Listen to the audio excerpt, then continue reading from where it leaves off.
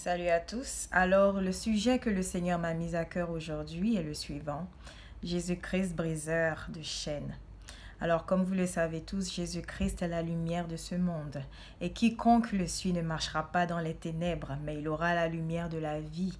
Ainsi, comme il l'est mentionné dans les Saintes Écritures, il n'existe qu'un seul médiateur entre Dieu et les hommes. Et ce médiateur est Jésus-Christ lui-même. Alors, Jésus-Christ, briseur de chaînes, parce qu'il est proche de l'opprimé, parce qu'il est proche de celui qui a le cœur brisé, parce qu'il est proche de celui qui est dans la détresse. Et en bon Dieu qu'il est, juste par la foi que nous exprimons en lui. Il est justement le détenteur de toutes choses. Il est justement celui qui nous délivre de tout maux, qui nous délivre de toute souffrance, de toute affliction. Et ce, il l'a fait tout au long de sa vie sur terre. Il a justement guéri les malades, il a justement rendu la vie aux aveugles, il a justement ressuscité les morts. Donc voilà, la puissance de Dieu en Christ, elle est matérialisée à travers nous par notre foi. Et c'est d'ailleurs ce que Jésus-Christ souhaite nous insuffler dans le cœur, de le suivre lui, de lui faire confiance, de nous remettre à lui et de marcher ainsi, non pas par la vue, mais par la foi, de marcher ainsi, non pas selon la chair, mais selon l'esprit, car Dieu est esprit. Satan lui aussi est esprit. Et donc, parce que nous ne savons pas où le vent va et d'où il vient, nous devons justement de pouvoir être en parfaite cohésion avec l'Esprit de Dieu, pour ainsi éteindre toutes les flèches enflammées du malin. Car il faut que nous sachions que l'adversaire, il est là, il veille et il rôde, tel un lion rugissant, cherchant qui dévorer, comme il est mentionné dans les Saintes Écritures. Alors Jésus-Christ est un briseur de chaînes, parce qu'il a accompli justement sa mission en venant sur terre et en répandant son sang précieux sur la croix de Golgotha.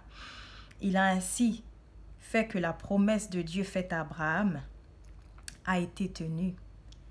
Et il est ainsi mentionné dans la Bible, dans les Saintes Écritures, que Dieu n'est pas un homme pour mentir. Et donc, toute promesse qu'il fait, il tient. Même si nous, êtres humains, nous n'en sommes pas dignes parce que nous sommes nés dans le péché, encore une fois à travers Adam. Mais par Abraham, qui a montré justement sa loyauté, sa fidélité, sa crainte vis-à-vis de Dieu, en voulant bien sacrifier son propre fils, son seul et unique fils.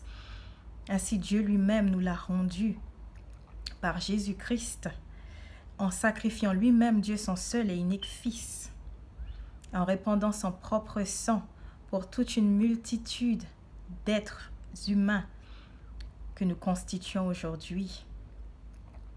C'est la beauté du Christ, c'est l'amour du Christ. Et c'est pourquoi il veut faire en sorte que nous tous, enfants d'Abraham, nous puissions hériter de tout cela. Nous puissions ainsi parvenir à la vie éternelle. Car c'est à travers Jésus-Christ que nous pouvons aspirer au salut. C'est à travers Jésus-Christ que nous sommes réconciliés avec Dieu, notre Père et Créateur. C'est pourquoi Jésus-Christ est venu sur terre pour annoncer la bonne nouvelle, que quiconque croit en lui justement ne mourra pas, mais il aura justement la vie éternelle. Alors, par le bien de ce message, je veux que vous compreniez, bien-aimés, que le salut est bel et bien en Jésus-Christ et en rien d'autre, qu'il est venu justement, comme il est aussi mentionné dans la Bible, briser, détruire toutes les œuvres du malin, que nous puissions ainsi nous ôter tout voile spirituel, briser toute forme de superstition, briser toute forme de joug qui pèse encore sur nos vies, sur nos enfants, et ce depuis des générations. Jésus veut nous rendre notre liberté à proprement dit, en ne croyant qu'en lui et surtout en nous soumettant à lui. Car ce n'est qu'en nous soumettant à lui que justement Nous fermons toute porte à l'ennemi, toute porte ouverte à la fornication, toute porte ouverte au commérage, toute porte ouverte au mensonge, toute porte ouverte au meurtre et ainsi qu'à toutes ces choses infâmes que Dieu répudie. Jésus est le seul et unique moyen pour nous d'aspirer au salut, est le seul et unique moyen pour nous de voir Dieu, de voir et contempler sa face. Car Dieu lui-même a créé les choses à partir du monde invisible. Et par le moyen de la foi, justement, nous pouvons faire que ces choses se matérialisent dans le monde physique dans lequel nous vivons.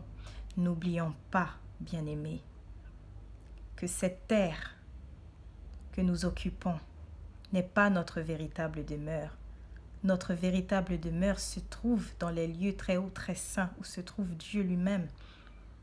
Et c'est pourquoi il mentionne que nous devons être saints. Pas seulement croire en lui, mais que nous changions nos cœurs, que nous ayons des cœurs circoncis et donc propres à recevoir sa parole pour aspirer au salut, que lorsqu'il reviendra, nous soyons aussi blancs et aussi purs que de la neige, que nous n'ayons rien à nous reprocher, parce qu'il est saint et il a en horreur le péché. Et par sa grâce, nous en sommes délivrés. Nous ne sommes plus soumis à la loi du péché, mais par sa grâce, nous sommes sauvés. Et encore une fois, il faut vraiment que nous embrassions cette réalité, que nous puissions nous en accaparer tel un vêtement et le porter chaque jour que Dieu fait et tenir bon dans le bon comme dans le mauvais jour.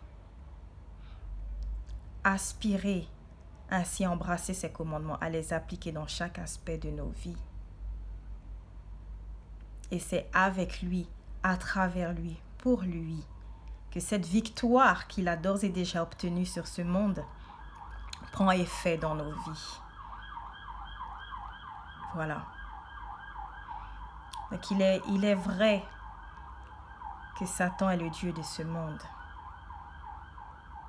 Mais la victoire en Christ est déjà acquise. Alors c'est à nous d'embrasser cette réalité et à faire en sorte que l'ennemi n'ait plus d'emprise sur nous. Et donc que l'ennemi ne puisse plus avoir accès à nos vies en étant justement ferme dans notre foi, en étant ferme sur toute chose et surtout en donnant à Dieu la place qui lui revient. Que Dieu vous bénisse et qu'il puisse justement vous révéler toutes choses encore et toujours, chaque jour qu'il fait, dans votre marche avec lui, et qu'il vous aide à vous préparer spirituellement à sa venue. Amen.